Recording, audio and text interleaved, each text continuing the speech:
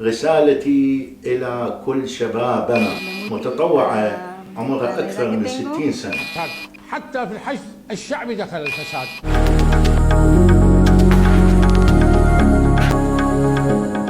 وعين للغير متعاونين بالخير.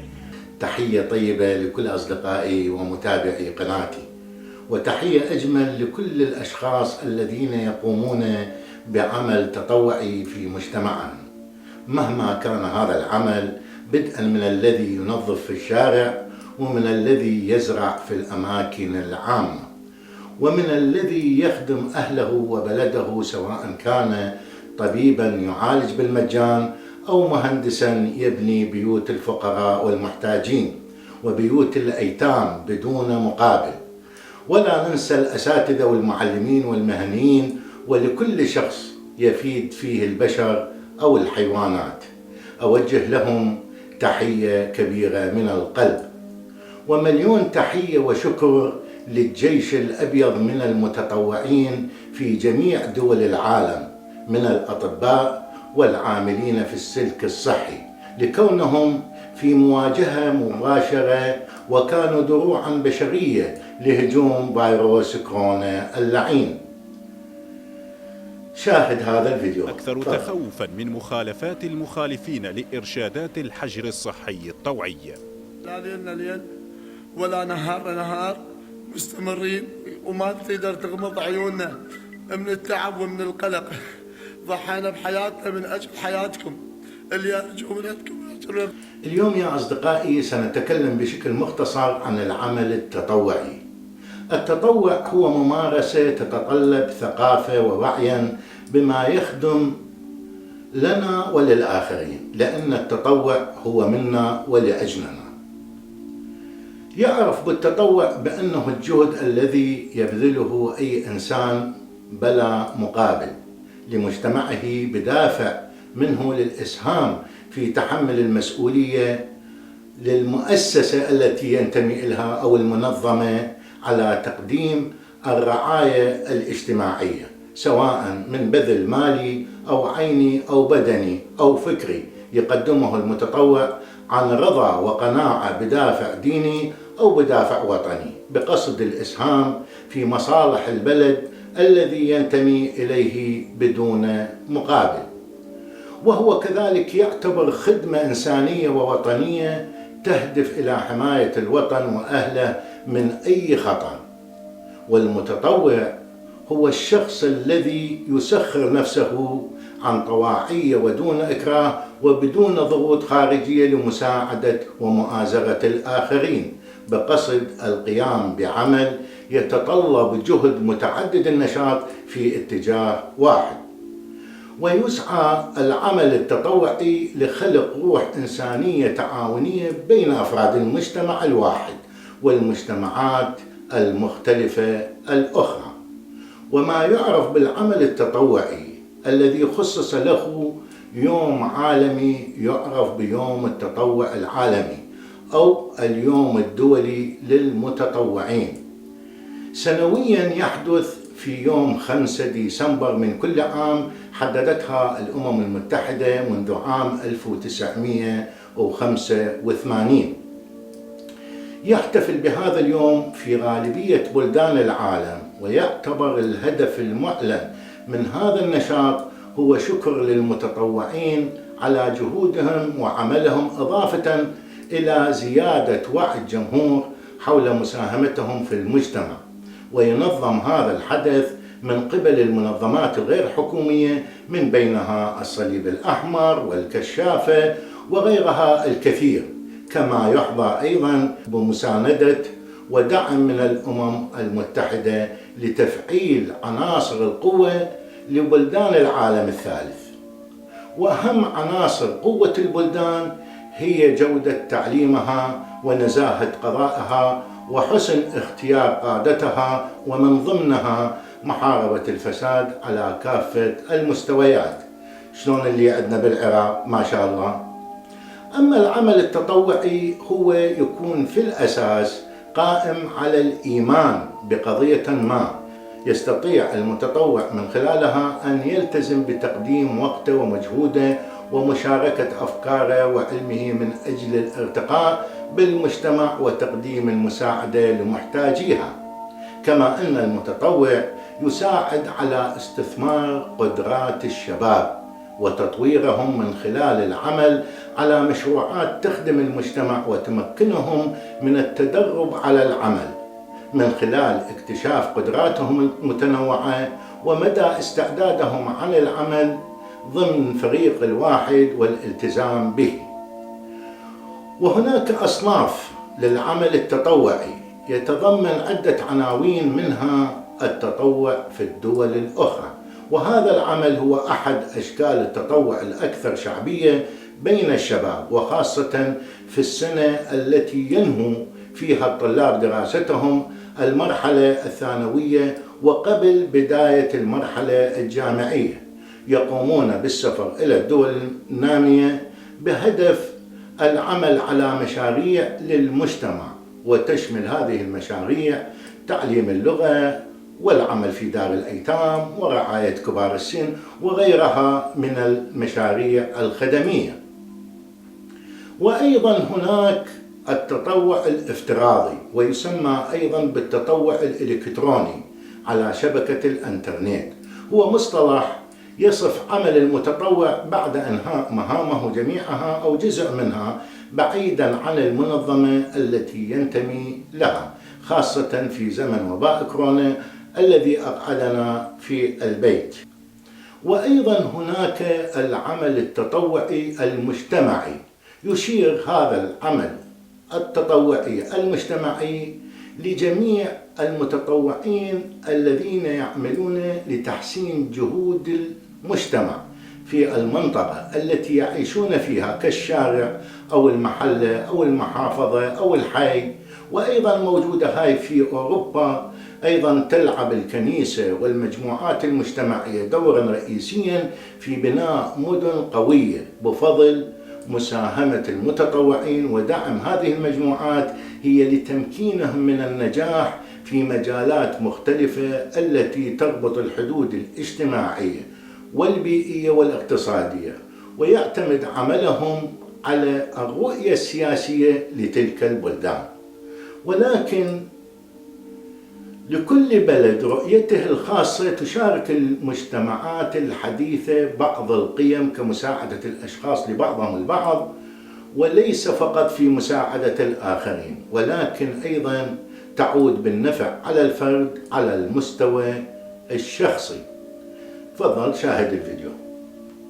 حتى في الشهر عندنا يوم واحد السبت الأخير في الشهر يسمى بأوموغاندا، فكل الناس يقومون بالتنظيف، تنظيف البلد، تنظيف الدولة. يوما في الشهر تقام أوموغاندا، زرع الأشجار وما إلى ذلك، والرسول صلى الله عليه وسلم يحببنا إلى ذلك، يعني زرع الشجر، إن كل حيوان التي تأكل بهذه الشجر تؤجر عند الله. فهذه الأشياء والله نحمد الله على هذه. وهناك المنظمات التطوعية الدولية مهمتهم الأساسية لمحاربة الفقر وتحسين مستويات المعيشة في الدول الفقيرة. على سبيل المثال هناك تبرعات لخدمات في الخارج لديها عناصر ما يقارب 2000 شخص تقريبا من المهنيين المحترفين يعملون كمتطوعين لنقل خبراتهم للسكان المحليين، بحيث تبقى مجموعة كبيرة من المتطوعين لفترة طويلة خارج بلدانهم. تفضل شاهد الفيديو.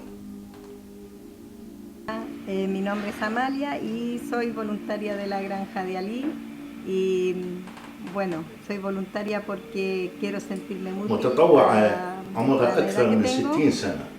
útil para la sociedad y conmigo misma porque عندما تعمل هذه المنظمات في شراكة مع الحكومات والمجتمعات ويمكن تكون النتائج مثيرة للإعجاب، ومع ذلك عندما يدعم الأفراد ومنظمات أخرى وحكومات من دول العالم مجموعة من المتطوعين يتم التركيز على صنع الثروة لبعض الدول الفقيرة التي تهدف إلى الاستفادة من الدول المانحة في بعض الأحيان.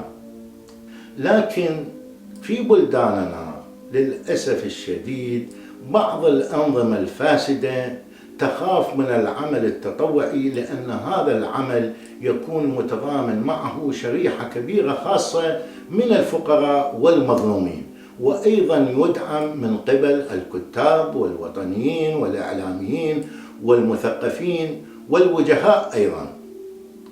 وكلما ينسحب الشرفاء من ميادين الدعم والتشجيع وآثر السلامة من باب أنا شعلية، فإن الفساد يطول عمره كما يحدث في العراق، ويعطي فرصة لفراعنة السلطة والأباطرة وقادة الميليشيات أن يتألهوا، لأنهم وجدوا أرضية خصبة وجماهير تخدمهم بلا وعي ولا ثقافة ولا انتماء ولا وطنية.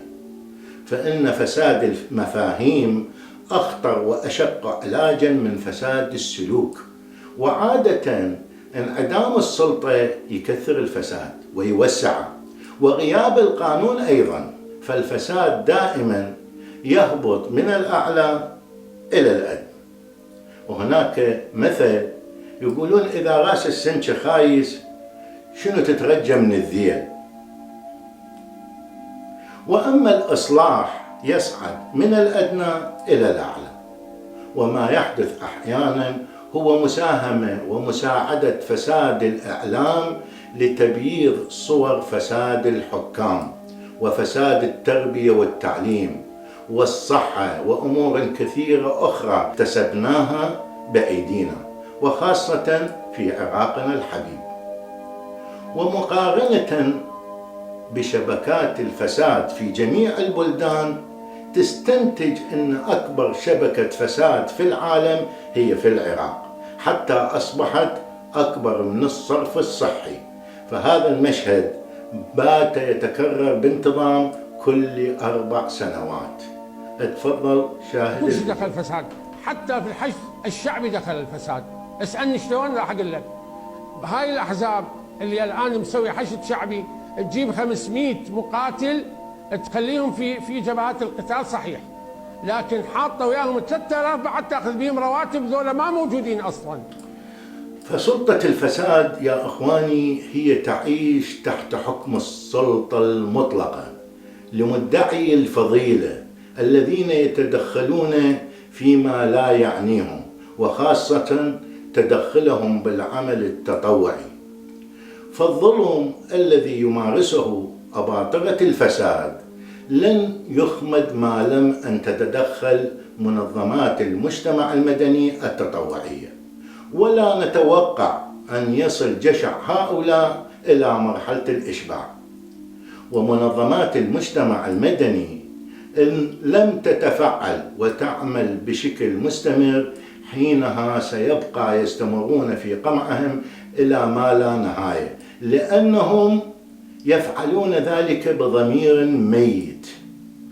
أصدقائي، أهمية التطوع بالنسبة للمتطوع نفسه هو تعزيز الثقة بالنفس والحصول على مكانة في المجتمع.